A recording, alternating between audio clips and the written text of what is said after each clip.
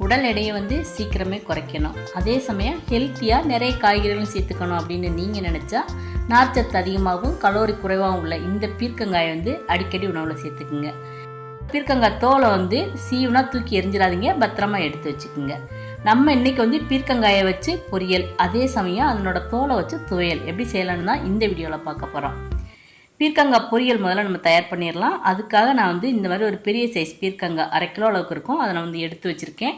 பீர்க்கங்காய் வந்து நம்ம தோல் சீவுறதுக்கு முன்னாடியே தண்ணியில் வந்து நல்லா 2 தடவை கழுவி எடுத்து வச்சிடலாம்.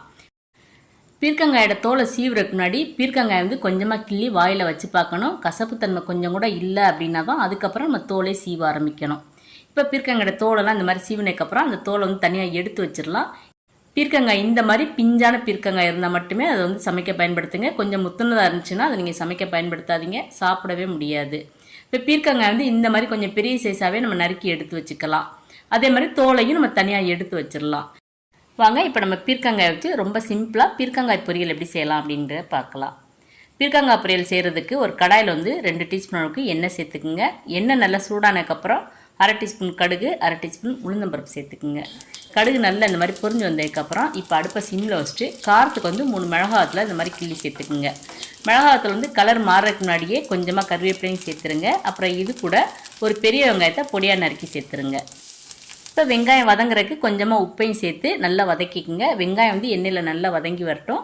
வெங்காயம் எண்ணெயில் நல்லா வதங்கி இந்த மாதிரி கண்ணாடி பதம் வந்த உடனேயே நம்ம நறுக்கி எடுத்து வச்சுருக்க பீர்க்கங்காயை இது கூட சேர்த்துக்குங்க. இது கூட பொரியலுக்கு தேவையான உப்பு, அப்புறம் 1/2 டீஸ்பூன் மஞ்சள் தூள், இதையும் சேர்த்து நல்லா கலந்து விட்டுருங்க. இப்போ இதெல்லாம் சேர்த்து நல்லா கலந்ததுக்கப்புறம் அடுப்பு வந்து அதே சிம்மில் வச்சு ஒரு மூடி போட்டு மூடி 5 நிமிஷம் பீர்க்கங்காயை வந்து நல்லா வேக விட்டுக்குங்க. தண்ணி எதுவுமே சேர்த்துறாதீங்க. பீர்க்கங்காயில் வந்து எந்த அளவுக்கு நீர்ச்சத்து இருக்குது அப்படிங்கிறத நம்ம மூடியை திறந்து பார்த்தாலே தெரியும். பாருங்கள் பீர்க்கங்காய்க்குள்ளே எந்த அளவுக்கு நீர்ச்சத்து இருக்குது அப்படின்னு. இப்போ அடுப்பு வந்து நம்ம மீடியம் ஃப்ளேமில் வச்சு அந்த காயில் இருக்க தண்ணியெல்லாம் நல்லா வற்றி வர வரைக்கும் நல்லா கலந்து விடணும்.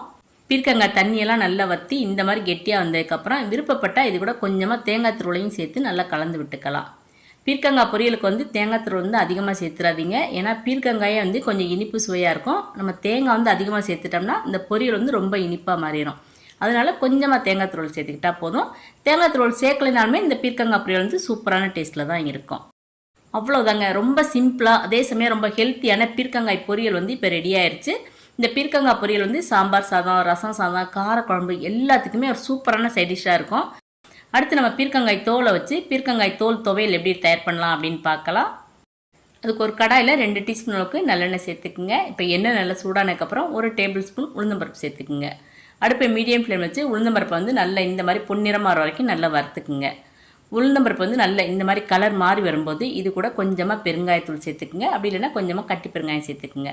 இப்போ காரத்துக்கு வந்து 5 மிளகாத்தூள் சேர்த்துக்கலாம்.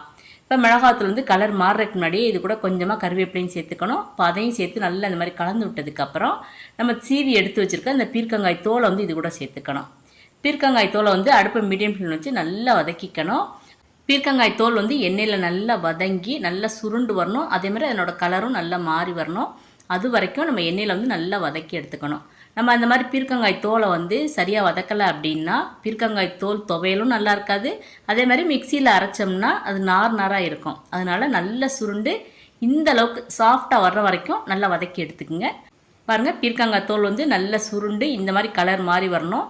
இப்போ இந்த மாதிரி நல்லா வதங்கினதுக்கப்புறம் இது கூட கொஞ்சமாக நம்ம புளி சேர்த்துக்கலாம். நான் வந்து 1/2 நெல்லிக்காய் அளவுக்கு கொஞ்சமாக புளி சேர்த்துருக்கேன். அதே மாதிரி இந்த துவையலுக்கு தேவையான அளவு உப்பு இந்த டைம் சேர்த்தாச்சு. இப்போ இதையும் சேர்த்து நம்ம நல்லா கலந்து விட்டதுக்கப்புறம் இப்போ நம்ம தேவையான அளவு தேங்காய் துருள் சேர்த்துக்கணும். நான் வந்து 1/4 கப் அளவுக்கு துருவின தேங்காய் சேர்த்துருக்கேன். துருவின தேங்காயும் சேர்த்து நல்லா இந்த மாதிரி கலந்து விட்டுறணும். தேங்காய் துருளையும் எண்ணெயில் நல்லா வதக்கிட்டோம்னா இந்த துவையல் வந்து ரொம்ப டேஸ்ட்டாக இருக்கும். அதனால் குறைஞ்சது 1 நிமிஷத்துலேருந்து 2 நிமிஷம் வரைக்கும் தேங்காய் துருளை இந்த எண்ணெயிலே நல்லா வதக்கிக்கலாம். இப்போ நல்லா வதக்கினதுக்கப்புறம் நம்ம அடுப்பை ஆஃப் பண்ணிவிட்டு இது நல்லா ஆற விட்டுறணும். இப்போ நல்லா ஆறினதுக்கப்புறம் நம்ம ஒரு மிக்சி ஜாரில் சேர்த்துக்கணும். இது கூட அரைக்கிறதுக்கு தேவையான அளவு கொஞ்சமாக தண்ணியும் சேர்த்துக்கணும். இப்போ இதை வந்து நம்ம ரொம்ப நைஸாக அரைச்சிடாமல் கொஞ்சம் குறனே அரைச்சி எடுத்துக்கணும். அப்போ தான் நம்மளுக்கு சாப்பிட்றதுக்கு வந்து துவையல் ரொம்ப டேஸ்ட்டாக இருக்கும். பாருங்கள் இந்த அளவுக்கு குறன்னு இருக்க மாதிரி அரைச்சி எடுத்துக்குங்க. அவ்வளவுதாங்க, சூப்பரான டேஸ்ட்டில் பீர்க்கங்காய் தோல் துவையல் வந்து ரெடி ஆயிடுச்சு. இந்த பீர்க்கங்காய் துவையலை வந்து நீங்கள் சாதத்துக்கு சைட் டிஷ்ஷாகவும் எடுத்துக்கலாம், அது மாதிரி டிஃபனுக்கு சைட் டிஷ்ஷாகவும் எடுத்துக்கலாம். அது போக சாதத்தில் வந்து கொஞ்சமாக நெய் அல்லது எண்ணெய் சேர்த்து இந்த துவையலையும் சேர்த்து கலந்து சாப்பிட்டீங்கன்னா சூப்பராக இருக்குங்க. நீங்களும் இன்றைக்கே பீர்க்கங்காயை வச்சு பீர்க்கங்காய் பொரியல், அதே மாதிரி அதனோட தோலை வச்சு பீர்க்கங்காய் துவையல் வந்து இந்த மெத்தடில் செஞ்சு பாருங்கள். எப்படி இருந்துச்சுன்னு மறக்காமல் கமெண்ட் பண்ணுங்கள். இந்த வீடியோ உங்களுக்கு பிடிச்சிருந்தேன்னா லைக் பண்ணுங்கள். அதே மாதிரி உங்கள் ஃப்ரெண்ட்ஸுக்கும் மற்றவங்களுக்கும் ஷேர் பண்ணி விடுங்க. மறக்காமல் நம்மளோட கார்டன் அண்ட் ஹெல்த் சேனலை சப்ஸ்கிரைப் பண்ணிடுங்க. தேங்க்ஸ் ஃபார் வாட்சிங்.